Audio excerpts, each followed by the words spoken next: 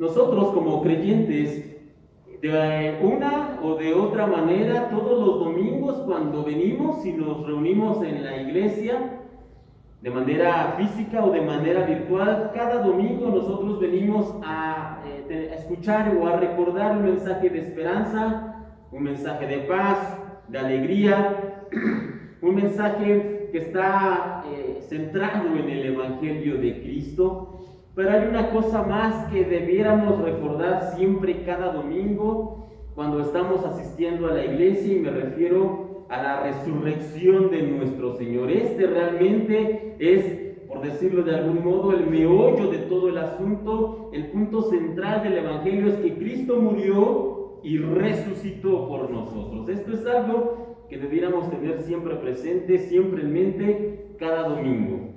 Y este día, hermanos, este domingo como tal, este recordatorio es muchísimo más significativo. ¿Por qué? Porque nos encontramos precisamente en lo que se conoce como la Pascua o el Domingo de Resurrección, es decir, cuando nosotros recordamos de una manera más completa, directa, cabal, lo que pasó luego de la cruz, es decir, cuando nuestro Señor Jesucristo volvió de entre los muertos, cuando Él resucitó.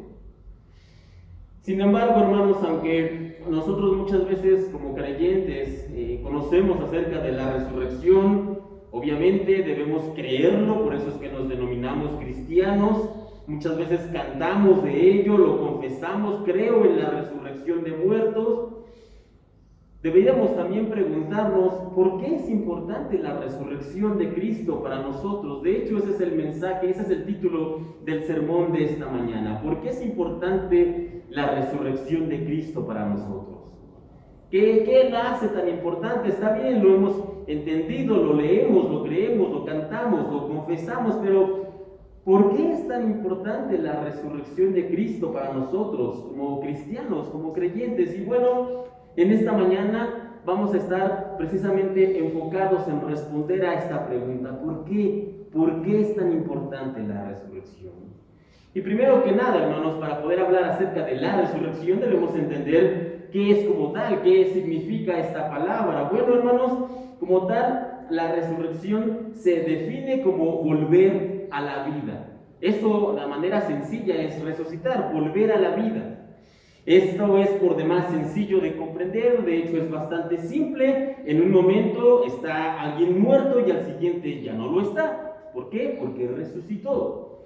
En un momento no hay vida en un cuerpo, en una persona, y al siguiente está lleno por completo de vida. ¿Qué fue lo que pasó ahí? Resucitó. Eso es resucitar, y eso es lo que sucedió con nuestro Señor Jesucristo.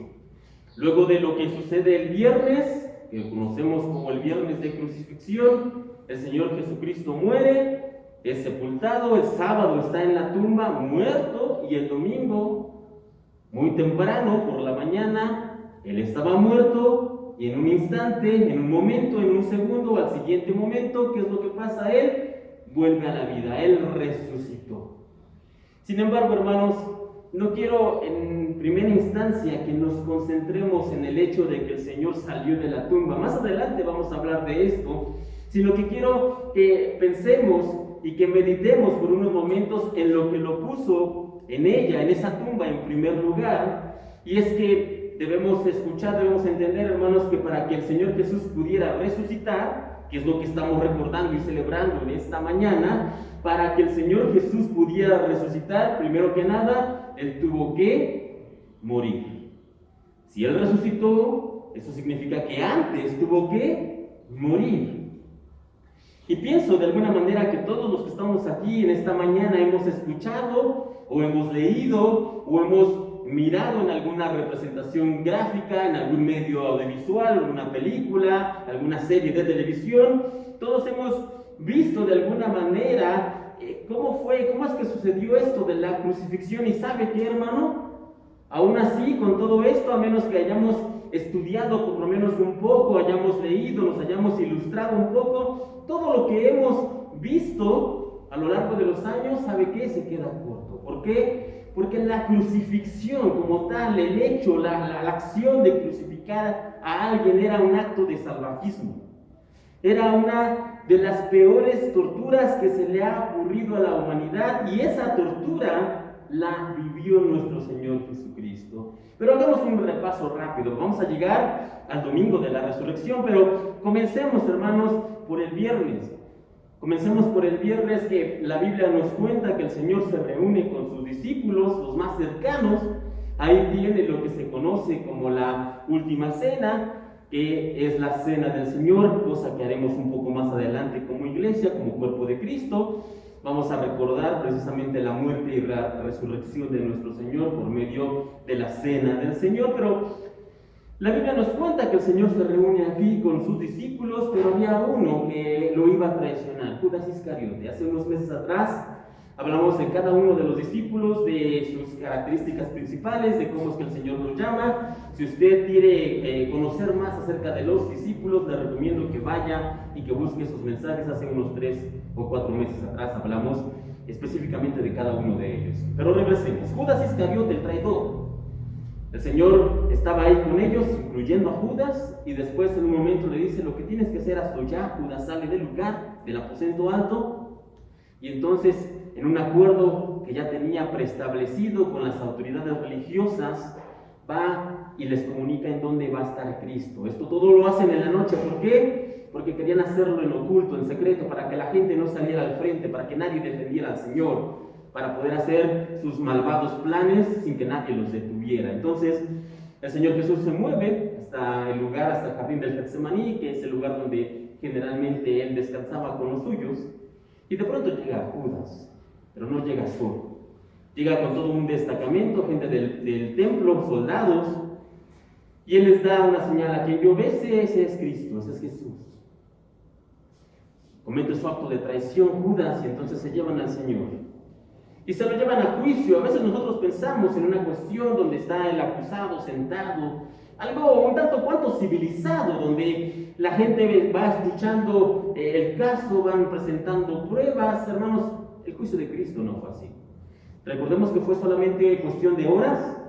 Era más parecido a un mercado que a un juicio de los que solemos ver en películas. Esto era más como un mercado. Todos hablando, todos gritando, todos señalando y acusando a Cristo, a Jesús, de todo lo que supuestamente, entre comillas, Él había dicho, Él había hecho, de cómo había blasfemado, de cómo había ofendido a la ley, a la gente, a Dios, a los religiosos, a los líderes, todo lo que, entre comillas, había hecho mal Jesús. Y en todo este circo, teatro y mercado que se había organizado, de repente, pues entonces dicen que Él es culpable, que Él merece la muerte, pero había un problema.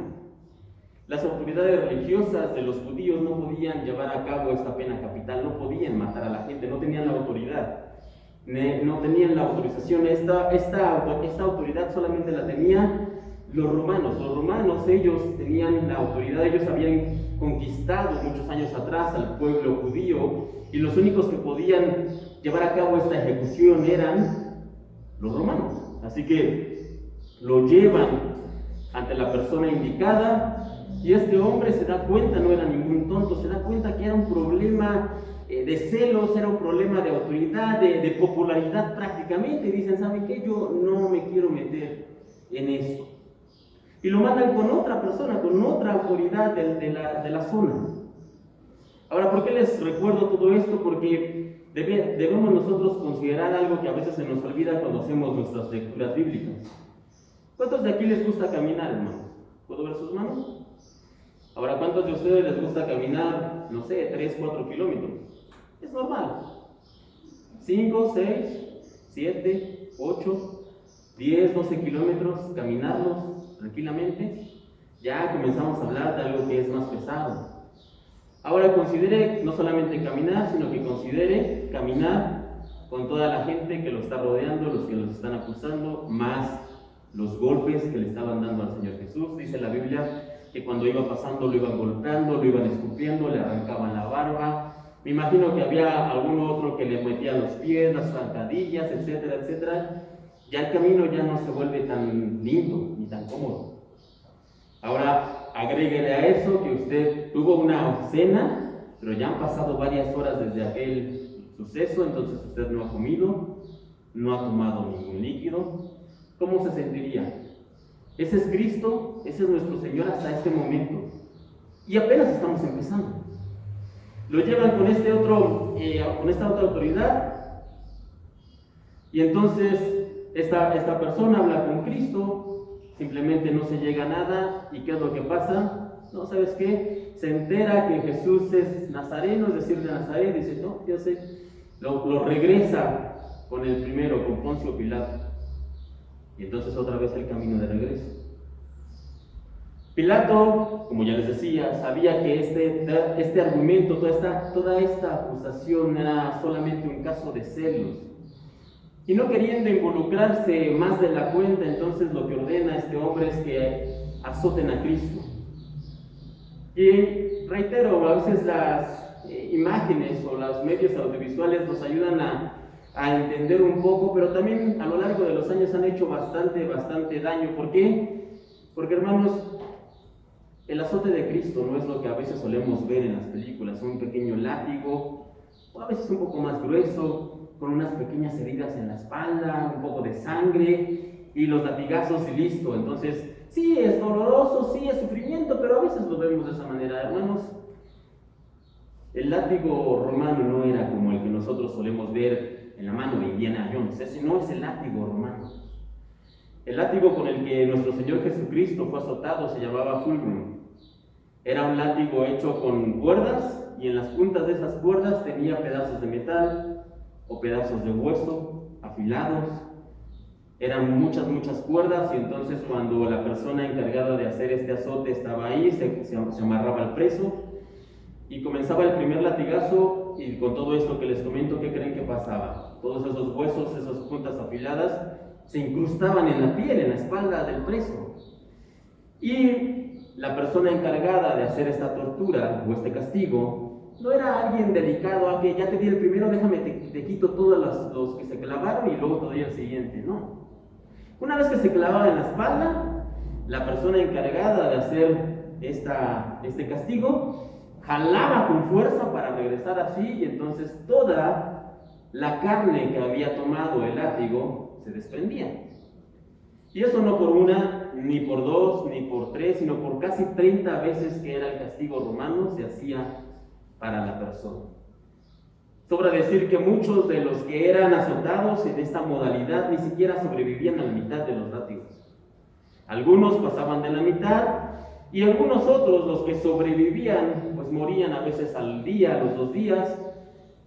Se necesitaba ser alguien bastante fuerte, de una complexión bastante robusta para realmente sobrevivir. Esto último se los menciono, hermanos, para que saquemos de nuestra mente esa imagen afeminada de Cristo con el cabellito largo, ojos azules y sonrisa colgate. Ese no es Cristo.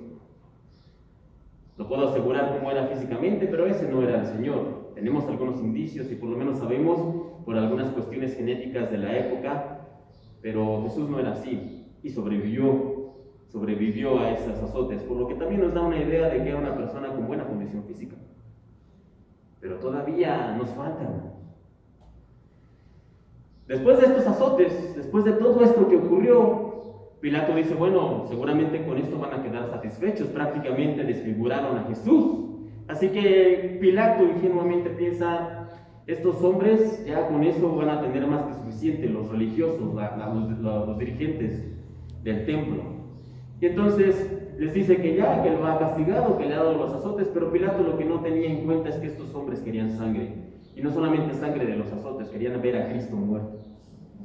Ahora, en el interín, mientras Pilato se pone de acuerdo con los dirigentes, sucedió algo, hermanos, que a veces con las lecturas rápidas no tomamos en cuenta, pero la Biblia nos dice que mientras sucedía esta conversación entre Pilato y los dirigentes, el Señor Jesús se quedó donde había sido castigado, donde había sido azotado. Y los soldados, sin mucho que hacer, lo vieron ahí y habían escuchado que se le referían a él como el rey de los judíos, Jesús el rey de los judíos, y entonces algún creativo, ocioso por ahí, dice la palabra, que se le ocurrió crear una corona de espinas para dársela al rey, y se la colocan al Señor Jesús. Y no solamente se la colocan, sino que dice que perfora completamente, y reitero, cuestiones audiovisuales nos han hecho pensar en las espinas a veces como de una rosa, de algunas flores que tienen espinas, que si a usted le ha tocado espinarse con eso realmente es doloroso. Es algo que se puede meter en la piel, pero hermanos, esas espinas de las flores, de las rosas, ni siquiera llegan a la mitad del tamaño de las espinas que se daban en la región. Las espinas solían ser entre 10 y 15 centímetros. Eran espinas bastante largas, no eran las espinitas que no llegan ni a un centímetro que le comento, no eran espinas entre 10, 15 centímetros algunas, y esas fueron las espinas que colocaron al Señor en la cabeza. Regresemos a la reunión Pilato y las autoridades. Estos hombres no querían simplemente que el Señor fuera azotado. Ellos lo querían muerto, y en un último intento de Pilato, porque él no quería meterse, entonces dice, bueno, había una tradición en ese entonces, se sacaban algunos presos, generalmente 2, y se daba la oportunidad de que la gente decidiera a quién iban a liberar, era como una parte de la festividad. Y Pilato piensa, voy a sacar al peor de los criminales, se llamaba Barrabás, y voy a sacar a Jesús. Y cuando la gente lo vea golpeado, ensangrentado, seguramente van a tener compasión de él. Seguramente van a pedir que Jesús sea liberado, y entonces las autoridades ya no van a poder decir que haga algo más en contra de él. Entonces procede de esta manera el gobernante, saca a Jesús, saca a Barrabás. Y las autoridades mismas habían ya ordenado a la gente, habían comprado gente para que comenzaran y dijeran, Barrabás, liberen a Barrabás. El resto de la historia, hermanos, para no meternos más, usted la conoce, Barrabás es liberado, y entonces Jesús es condenado. Pero no condenado simplemente a morir, no a cualquier clase de muerte, sino que fue condenado a morir en la cruz. Para morir en la cruz lo que se tenía que hacer es que se llevaban a las afueras de la ciudad. ¿Y por qué se hacía afuera de la ciudad, hermanos? Porque no era un espectáculo lindo. De hecho, mucha gente no quería ver eso, por eso es que se ponía por fuera de la ciudad, hasta un lugar llamado el Monte de la Calavera. Ahí se colocaba la cruz, se colocaba el preso desnudo. Se ha discutido por mucho tiempo cómo es que se clavaba la cruz. Algunos dicen, bueno, si se ponían los clavos en las palmas de las manos, eso simplemente no iba a sostener un cuerpo, así que no es posible. Otros han argumentado, bueno, no era en las palmas, sino que desde la parte de abajo de la muñeca, donde se conoce como el túnel carpiano, se atravesaba un clavo completo, se ponía abierto, y entonces ese dolor, ¿se ha pegado usted alguna vez en el codo, con una mesa, con algún filito? Ese es el nervio completo que viene desde aquí hasta el codo. Y solamente nos hemos golpeado en ocasiones. Imagine que se lo perforan con un clavo de 20 centímetros. Eso se hacía en las manos, también en los pies. Y como les he comentado en otras ocasiones, al estar en esta posición por un periodo largo de tiempo, entonces el aire comienza a faltar. Y entonces el crucificado, el que está puesto en la cruz, debe decidir si muere por asfixia o si se impulsa con ese dolor que tiene para levantarse un poco, tomar aire y vivir por unos minutos más. Pero ¿se acuerdan lo que le hicieron a nuestro Señor antes de llevarlo a la cruz? Dijimos que lo azotaron, así que el Señor llevaba la espalda deshecha. ¿Cómo cree que se sentía la madera contra la espalda deshecha del Señor al momento de levantarse, más el dolor de los brazos? Y eso por algunas horas. La Biblia nos dice que para finalizar ya la tarde del viernes, el día de la crucifixión, el Señor, luego de dar lo que se conoce como las 7 palabras, que son 7 frases de las que ya hemos hablado en otras ocasiones, finalmente da una última frase. Consumado es, dice la Biblia. Es decir, todo se ha cumplido, todo ha terminado, hice todo lo necesario. ¿Y a qué se refiere esta frase de nuestro Señor? Hice todo, consumado es. Que Él había hecho todo lo necesario, todo lo que faltaba, para que nosotros no tuviéramos que pasar por ese tormento. Él recibió el látigo que nosotros merecíamos, las burlas, los golpes, la cruz y el castigo que usted y yo merecíamos. Él lo recibió en nuestro lugar, Él lo hizo todo, consumado es. Y dice que dando un último aliento, murió. Y hermanos, uno pensaría, bueno, después de todo este tormento, después de todo lo que ha pasado, después de todo el sufrimiento, pues terminó, descansa. Pero la Biblia dice que todavía, ya que generalmente los muertos por cruz no morían tan rápido, pero el Señor Jesús tenía unas condiciones especiales.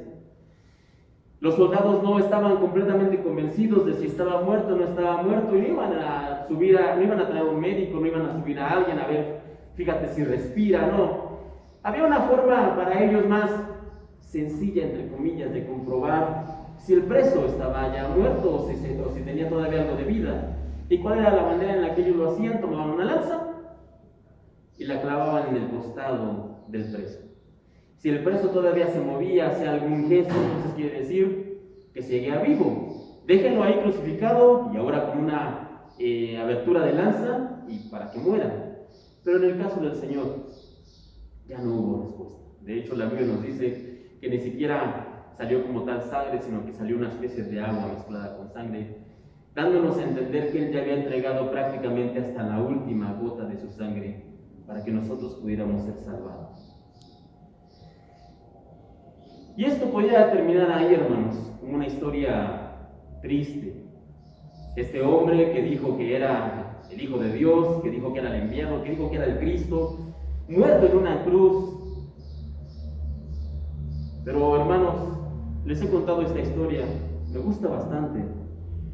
Y se cuenta que precisamente en un servicio de Semana Santa, en un día viernes de crucifixión, en una iglesia invitaron a varios predicadores porque era una jornada larga y los predicadores pues tenían que dar un mensaje acorde precisamente a la muerte, a la resurrección del Señor Jesucristo. Y entonces pasó el primero, que dio un gran mensaje, y al poco tiempo se dio otro, y luego otro, y luego otro. Y aunque no era una competencia, obviamente, pues cada predicadora cuando pasaba al frente daba o entregaba a la gente un mensaje todavía más poderoso e inspirador. Y finalmente ya para el cierre de toda esta jornada había un predicador anciano y uno de sus compañeros le dice, te la pusieron difícil. Han pasado tantos predicadores tan buenos que no sé cómo vas a hacer para superar todo lo que estos hombres han dicho. Y el predicador anciano no dijo nada, él estaba con los ojos cerrados, él estaba orando y entonces le tocó el turno, pasa al frente. Y cuando pasa al frente, con toda la gente callada esperando, casi todos yo pienso que tenían la misma idea en mente. ¿Cómo va a ser este hombre para superar todos los buenos mensajes que hemos escuchado? Les dice lo siguiente el predicador anciano. Yo sé que hoy es viernes, les dice a sus oyentes. ¿A qué me refiero? Dice él, yo sé que a veces hay problemas en la vida. Yo sé que hay dificultades, yo sé que algunos de ustedes vienen aquí con alguna enfermedad o con algún familiar enfermo. Yo sé que es viernes y las cosas no parecen ir nada bien. Yo sé que es viernes y seguramente ustedes tienen deudas, algunos de ustedes tienen deudas, algunos de ustedes no tienen trabajo, algunos de ustedes han pasado por situaciones complicadas, algún familiar que ha estado enfermo, una pérdida reciente. Yo sé que es viernes. Y después este hombre les dice, pero el domingo viene.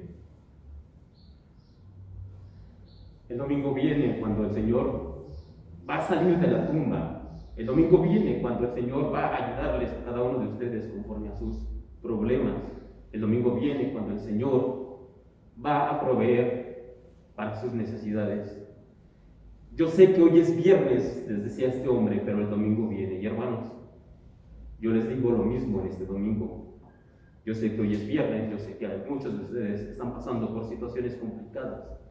Yo sé que hay pruebas, yo sé que hay enfermedad, yo sé que vemos a veces la iglesia a la mitad o a veces menos. Yo sé que hoy es viernes, pero el domingo viene. El domingo viene. ¿Y por qué es tan importante, hermanos, el domingo? Porque el domingo es el día que recordamos que nuestro Señor resucitó, Él resucitó. Y ahora sí vamos a darle entonces respuesta a esta pregunta que hacíamos en un principio: ¿por qué es tan importante la resurrección? Y lo vamos a ver en 3 puntos, hermanos. ¿Por qué es tan importante para nosotros como cristianos la resurrección de Cristo? Y lo primero, hermanos, la primera razón por la que la resurrección de nuestro Señor es tan importante es porque nos enseña, nos afirma, nos aclara, nos deja completamente cristalino que el Señor Jesús es Dios. El Señor Jesús es Dios. Por eso es importante la resurrección como primer punto. ¿Por qué? Porque nos deja en claro que Jesucristo es Dios. Permítame leer lo siguiente. Hechos, capítulo 2, del versículo 22 al 24. No vaya para allá, escuche por favor o anote la cita. Hechos 2, del 22 al 24. Dice aquí: pueblo de Israel, este es Esteban que estaba hablando. Pedro que estaba hablando. Pueblo de Israel, escucha. Dios públicamente aprobó a Jesús de Nazaret al hacer milagros poderosos, maravillas y señales por medio de él, como ustedes bien saben. Pero Dios sabía lo que iba a suceder y su plan predeterminado se llevó a cabo cuando Jesús fue traicionado con la ayuda de gentiles sin ley. Ustedes lo clavaron en la cruz y lo mataron. Pero Pedro no se detiene ahí, continúa y dice: pero Dios lo liberó de los terrores de la muerte y lo volvió a la vida, pues la muerte no pudo retenerlo bajo su dominio. De esto quiero destacar la última parte: la muerte no pudo retenerlo bajo su dominio. ¿Por qué, hermanos? Porque nosotros sabemos que la paga del pecado es muerte. Por eso es que nosotros morimos, porque de alguna manera todos los hombres somos pecadores. Y la paga del pecado es muerte. Pero Cristo nos dice en la Biblia que Él era sin pecado. Él no tenía falla, Él no tenía mancha. Y cuando Él muere en la cruz, muere de manera física, pero como dice aquí, la muerte no podía retenerlo. ¿Y por qué no podía retenerlo? Porque no tenía autoridad sobre Él. ¿Y por qué no tenía autoridad sobre Él? Porque Cristo nunca cometió pecado. ¿Y por qué Cristo nunca cometió pecado? Porque Él es Dios. Así que la muerte, en este caso, la resurrección de Cristo nos afirma de que Cristo es Dios. ¿Por qué? Toda esta cadena, hermanos. Porque Él nunca cometió pecado, porque Él es Dios.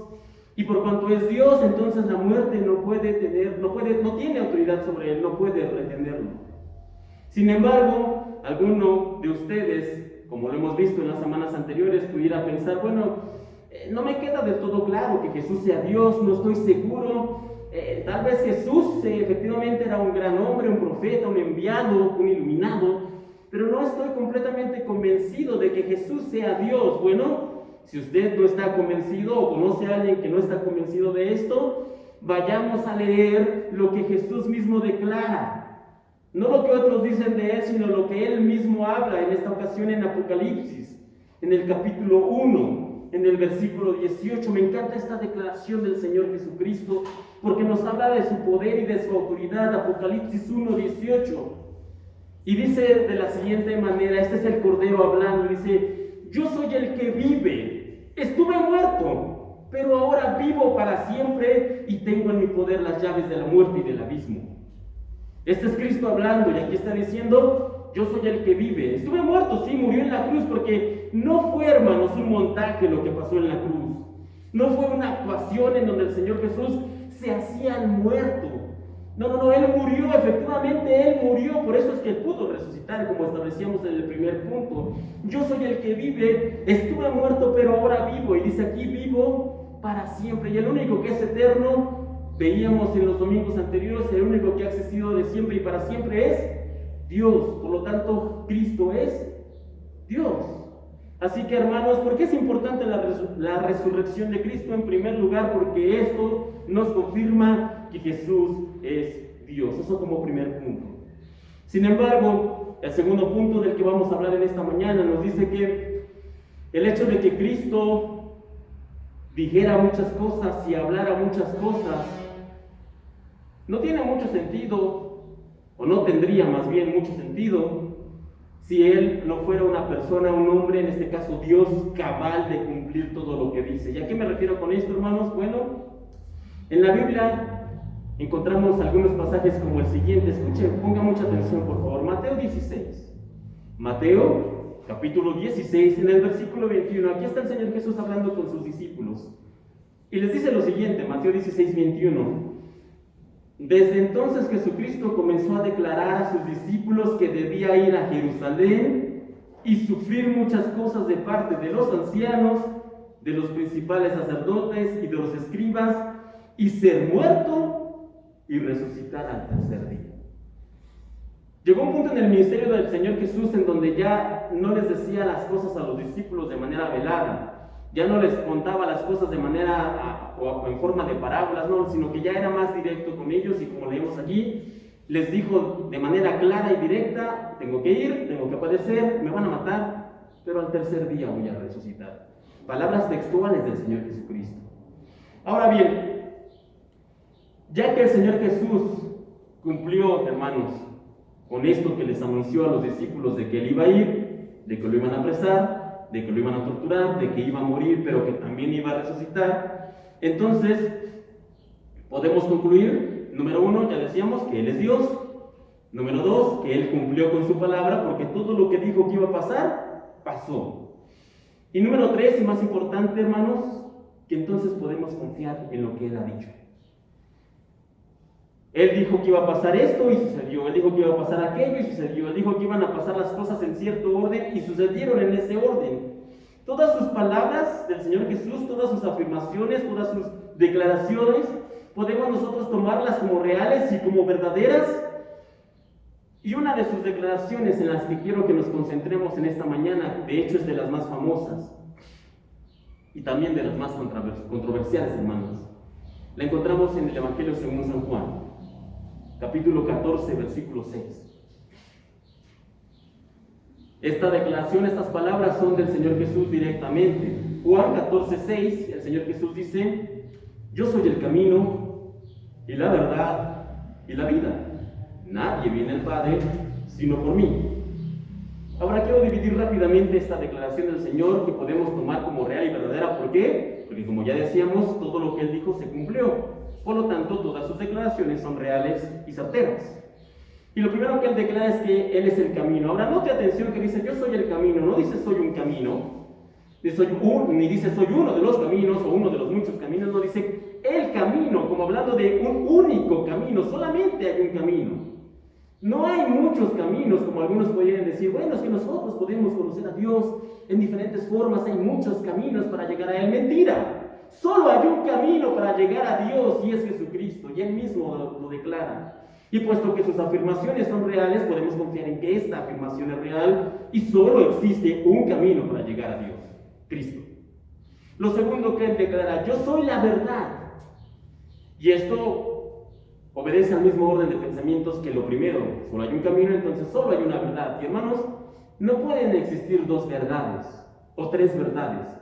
La verdad, por su naturaleza, es excluyente. Solo puede existir una verdad, hermanos. No es decir, bueno, es que tú ya contaste tu verdad, ahora déjame contar la mía. No, eso no existe, solo hay una verdad. Y Cristo dice que Él es la verdad. Así que lo que debemos hacer en ese sentido, hermanos, es confiar, esperar y descansar en Él, que Él es la verdad. Entonces decíamos, Él es el camino, Él es la verdad. Y también dice, en la última parte de su declaración, dice: y yo soy la vida. ¿Y qué clase de vida, hermanos? ¿Qué clase de vida es la que Cristo es? ¿Es esa vida como la que nos comentaba hace un momento la hermana Oliva? Esa vida en donde tenemos que disfrazar nuestras penas, nuestros dolores, haciendo fiestas a las 12 de la noche. Porque eso es lo que hacen, hermanos. Todos esos gritos, esas supuestas emociones, esa supuesta felicidad, hermanos, no es más que mero placebo. No es más que un mero disfrute temporal, con el cual simplemente están disfrazando las verdaderas penas, dolores y sufrimiento que tienen. ¿Por qué? Porque no tienen una solución real a sus problemas en la vida. No tienen ninguna esperanza para el futuro. No tienen ninguna confianza para la eternidad.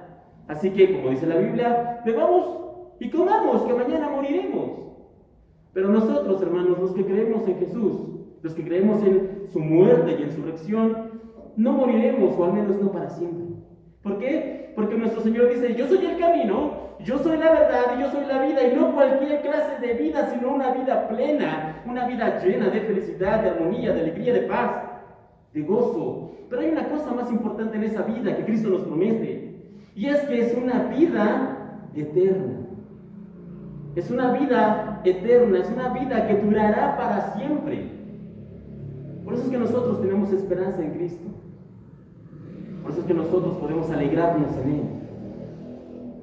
Estas tres afirmaciones, hermanos, debe dejarnos bien en claro que existe solamente un Dios.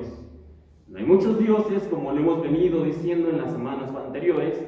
No creemos nosotros como creyentes en tres dioses, no solamente en un Dios manifestado en el Padre, en el Hijo y en el Espíritu Santo, pero es solo uno, un Dios, un único camino, una única verdad, y que nos ofrece una verdadera vida, la vida en Él. Y hermanos, en estos días, en esta semana en particular, son muchas las personas que efectivamente recuerdan el sufrimiento de Cristo. En esta semana, Semana Santa como se conoce, son días feriados en algunos lugares, la gente no trabaja o trabaja medios turnos. Y así como hay personas que simplemente ignoran los acontecimientos que se recuerdan en esta semana, también hay personas que recuerdan de alguna manera el sufrimiento de Cristo. Lo hacen ya sea mirando las procesiones que pasan por casa o que pasan por la televisión, lo hacen mirando las películas tradicionales que ya tenemos en estos días, se mira incluso en los comerciales. Es decir, hay muchas personas que sí están pensando en lo que representa esta Semana Santa, la Semana Mayor, la Semana de la Pasión, como sea que la conozcan. No obstante, hermanos, el hecho de recordarlo por todos estos medios, o incluso de tener empatía o simpatía por el Cristo que sufrió en una cruz, ¿sabe qué? Eso no nos convierte en cristianos, ni nos convierte de hecho a nosotros en cristianos, tener empatía por lo que sufrió Cristo en la cruz, hermanos. ¿Sabe por qué? Porque ese día, en el monte de la calavera, en el monte del Calvario, la Biblia nos dice que había cientos de personas, había muchas personas reunidas ahí viendo ese espectáculo. Y había muchos que estaban felices por ver el sufrimiento de Cristo. Se burlaban de Él, le decían, si eres verdaderamente el Hijo de Dios, bájate y creeremos en ti. Había quienes se burlaban, sí. Pero seguramente había personas que lloraban, o que se lamentaban, o que incluso sentían pena por Jesús, porque no es un espectáculo lindo ver ahí a una persona sufrir. Así que seguramente había personas que estaban sufriendo con Él, que se lamentaban con Él. Pero a pesar de que tenían empatía por la causa de Jesús, por el sufrimiento de Cristo, estaban cerca de la cruz, sí, pero estaban lejos de Cristo. No eran verdaderos seguidores, no eran verdaderos creyentes, no eran cristianos. Solamente decían, ay, pobrecito, ay, le duele, ay, sufre, ay, se queja. Pero no creían en Él. Así como muchas personas en esta semana se quejan, lloran, lamentan por lo que sufrió, pero solamente esta semana, solamente estos días. Estábamos hablando de las afirmaciones del Señor Jesucristo y decíamos que estas declaraciones son reales, son verdaderas, son certeras y nosotros podemos confiar en ellas. Si hay otra declaración, además de la que ya leíamos, yo soy el camino, la verdad y la vida, y nadie viene del Padre si no es por mí. Pero hay otra declaración, hermanos, que también la dijo el Señor Jesús y no nos gusta muchas veces. Mateo capítulo 12, versículo 30. Mateo 12, 30. El Señor dijo esto. Mateo, capítulo 12, versículo 30. El que no está conmigo, a mí se opone. Y el que no trabaja conmigo, en realidad trabaja en mi contra. Esta es una declaración radical, bastante terminante, y que nos da a entender, hermanos, que no basta solamente con recordar a Cristo una o dos veces por año, como lo hacen algunas personas. Semana Santa y Navidad. Sí, hay que ponernos en modo, en tono, porque viene la Semana del Señor, porque viene el fin de año. No basta, hermanos, solamente con sentir pena por el sacrificio unos cuantos días al año, porque vimos una película, ay, viste la película, ay, cómo le pegaban y cómo sufría, y esos días nos portamos bien y hasta le hablamos a alguien con el que teníamos una discusión porque nos sentimos, nos daba un ataque de familiaridad y queremos arreglar las cuentas con las personas. Hermanos, no sirve para nada guardarse en estos días. No vamos a hacer nada porque hay gente que sale de vacaciones, pero nosotros nos vamos a quedar en casa porque es Semana Santa. No sirve guardarse en casa, entre comillas, respetando los días, sin comer carne o sin participar de ciertos ritos. Hermanos, de hecho, ¿sabe qué? Ni siquiera sirve de nada venir aquí el domingo a la iglesia si realmente no estamos, como dice aquí el Señor, del lado de Cristo. Si realmente no estamos decididos por Él, decididos a seguirlo de una manera sincera, con un completo compromiso y decididos por ser verdaderos discípulos del Señor. No sirve de nada todo lo que acabo de mencionar, si como dice el Señor, el que no está conmigo contra mí es. Si no estamos 100% con el Señor, reitero, no sirve de nada. Así que la decisión es la misma, hermanos. Es la misma decisión que ha existido desde hace muchísimo tiempo. O estamos con Él, o no estamos con Él. O lo seguimos, o no lo seguimos.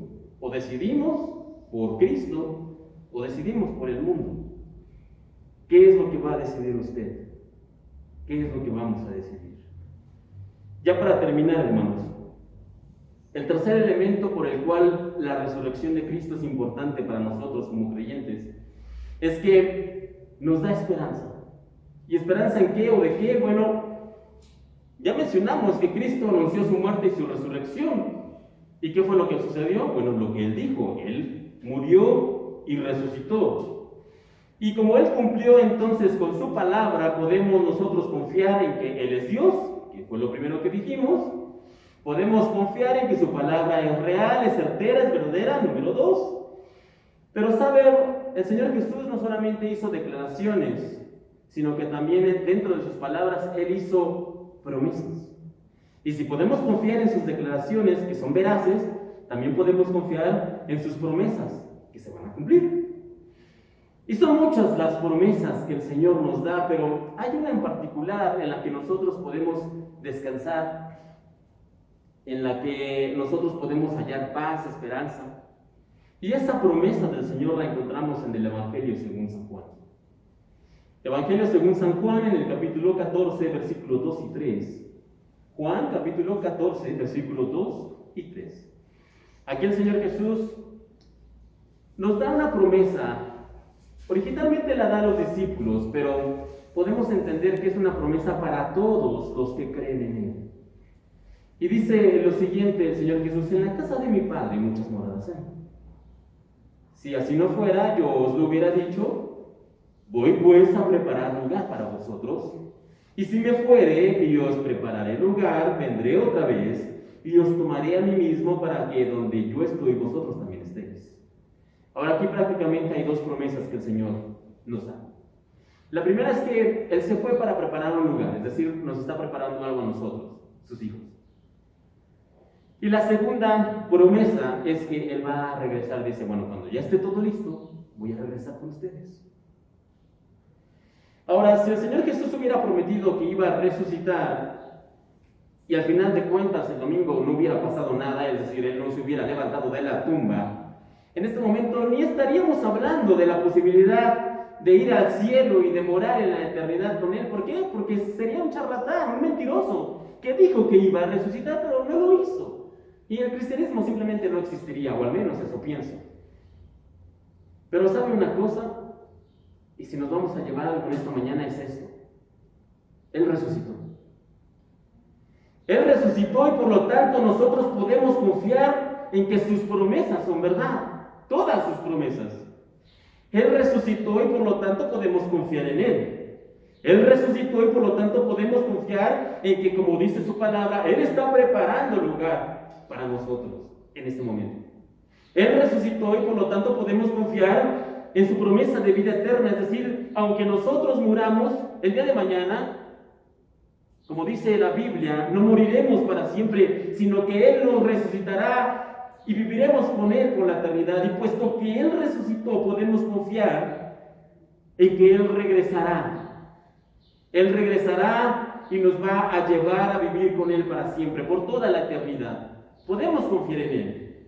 Y todo esto que les digo, hermanos, es real Y podemos confiar en ello por una sencilla razón, porque Él resucitó. Luego entonces, alguno de ustedes podría preguntarse, bueno, ¿y cómo va a suceder esto? ¿Cuándo va a pasar? ¿Cómo y cuándo es que todo va a acontecer, todo esto? Bueno, hermanos, esta es una pregunta bastante válida, y de hecho muchos creyentes a lo largo de la historia se la han hecho. ¿Cómo y cuándo va a pasar todo esto? Y sabe una cosa, el cuándo no puedo responderlo. Y no puedo responderlo porque la Biblia es muy clara cuando dice que solo el Padre conoce cuándo va a acontecer esto. Así que, como ya les he dicho en otras ocasiones, si usted escucha o mira a alguien que les dice va a pasar aquí o sucederá acá o tal día, no lo crea. Charlatanes y mentirosos, mercachifles que solamente quieren transar con la fe de las personas. Nadie lo sabe, solo el Padre. Así que el cuándo, hermanos, no puedo ayudarles con eso, no lo sé, nadie lo sabe. Pero el cómo es otra historia. En el cómo, el Señor nos permitió conocer por lo menos algunos detalles, un vislumbre de lo que va a acontecer. Y en la pluma del apóstol Pablo nosotros encontramos lo que va a suceder, por lo menos algunos detalles de lo que va a suceder ese día. Y ahora sí, hermanos, por favor acompáñenme en su Biblia, 1 Corintios, capítulo 15. Seguramente hay más cosas que acontecerán en ese momento, en esas fechas, cuando el Señor decida que es el tiempo. Pero esto por lo menos es principio, son las bases y las nociones de lo que va a suceder. Y la Biblia lo tiene bastante claro. 1 Corintios, capítulo 15, versículos del 51 al 55. La Biblia nos dice lo siguiente: aquí os digo un misterio. No todos dormiremos, aquí está hablando de morir. 1 Corintios, capítulo 15, versículo del 51 al 55. He aquí, os digo un misterio. No todos dormiremos, pero todos seremos transformados. En un momento, en un abrir y cerrar de ojos, a la final trompeta, porque se tocará la trompeta y los muertos serán resucitados incorruptibles. Y nosotros seremos transformados, porque es necesario que esto corruptible se vista de incorrupción y esto mortal se vista de inmortalidad.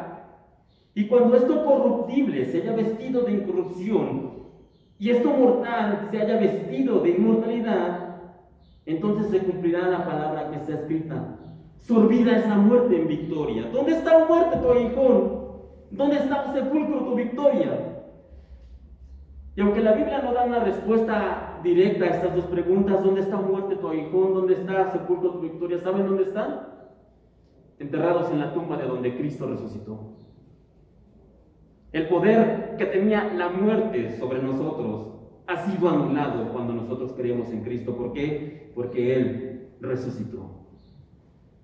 Y sí, efectivamente, la gente, los creyentes, han seguido muriendo a lo largo de todos estos años, sí, pero la Biblia es clara: aun cuando muramos, no moriremos para siempre, porque cuando el Señor haga que esto ocurra, cuando el Señor vuelva, cuando se toque, como dice aquí, la trompeta final, los que hayan muerto se levantarán, los que quedemos seremos transformados. Y me encanta esta parte porque dice que esto mortal, esto corruptible se vestirá de inmortalidad y de incorrupción. Hermanos, ¿cuántos de aquí están vivos? ¿Puedo ver sus manos? ¿Todavía al día de hoy? Sería muy raro que no tuviéramos a alguien aquí vivo. Hermanos, en esta semana, en estos últimos días, incluso en este día de hoy, ¿le ha dolido los pies? Tal vez le dolieron los pies para llegar. Tal vez le costó levantarse, tomar ese bastón. Tal vez tuvo algún problema para ver algún medicamento que tenía que tomar en la mañana porque los ojos ya no son los mismos desde hace 20 años. Tal vez le costó trabajo subir al bus y tuvo que decirle al conductor: permítame, porque ya no es lo mismo que hace 15, que hace 20, que hace 30 años. Tal vez le duele algún brazo. El día de hoy estoy aquí, hermanos, me duele este brazo. Y si me ha visto moverlo aquí es porque me duele hoy. Y tal vez a usted viene incluso con alguna enfermedad, algo de gripa, temperatura. ¿Ha tenido algunos de estos síntomas en esta última semana, en este día, en las últimas horas? Seguro que sí. ¿Por qué? Porque como dice aquí, somos mortales que se van corrompiendo. Nuestro cuerpo va perdiendo fuerza, va perdiendo vigor. Los años nos pasan factura. Los trabajos repetitivos, las heridas, todo se va acumulando y cuando llega a cierto nivel, cuando llegamos a cierto piso, bueno, todo eso se va reflejando en este cuerpo.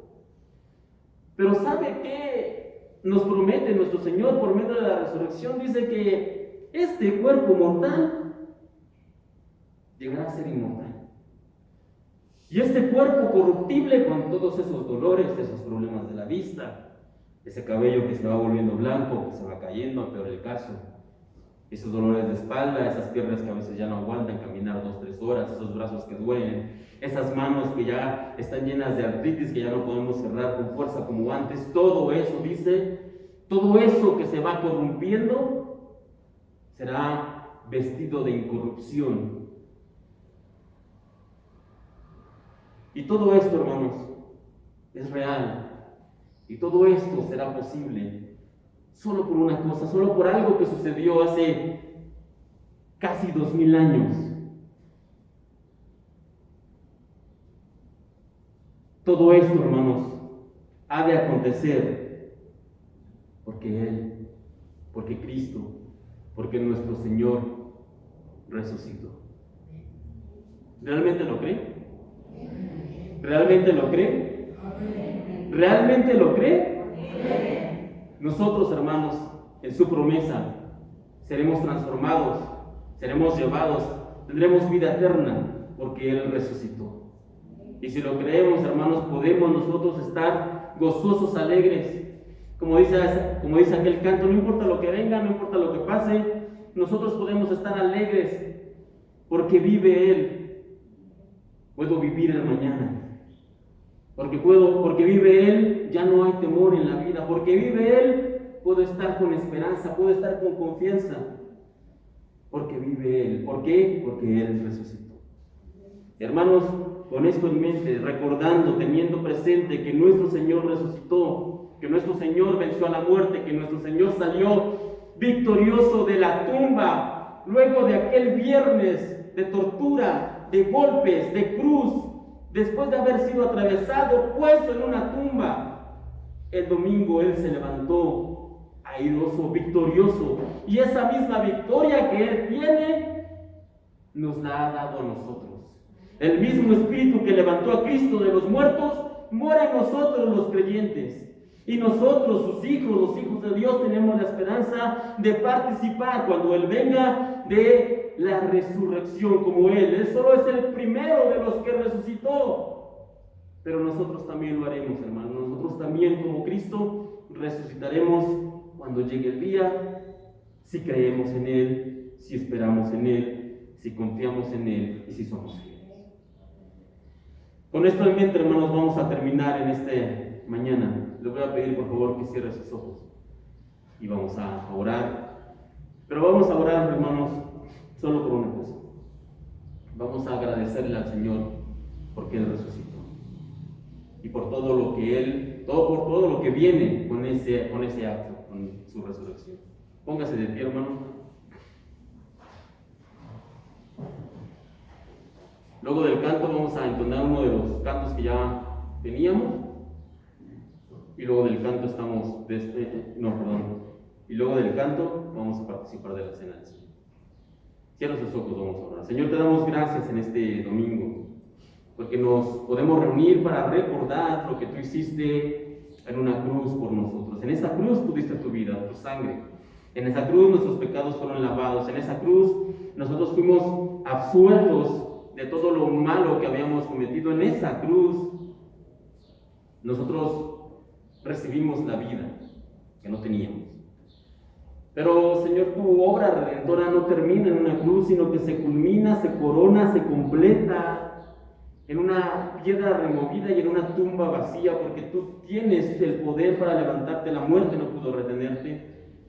Y tú, Señor, saliste victorioso, y esa misma victoria ahora nos la has compartido, la has hecho nuestra, y nosotros podemos confiar en ti, esperar en ti, en que llegado el día, como dice tu palabra, a nosotros nos levantaremos, seremos transformados, renovados. Los que han muerto, Señor, en ti volverán a la vida, los que hayan quedado, Señor, serán transformados y podemos confiar en ti. Es cierto que todo esto pudiera parecernos demasiado grande, incluso a veces hasta irreal, pero creemos en ti, confiamos en ti, tenemos fe y por lo tanto sabemos que como tú cumples con tu palabra, tú lo harás.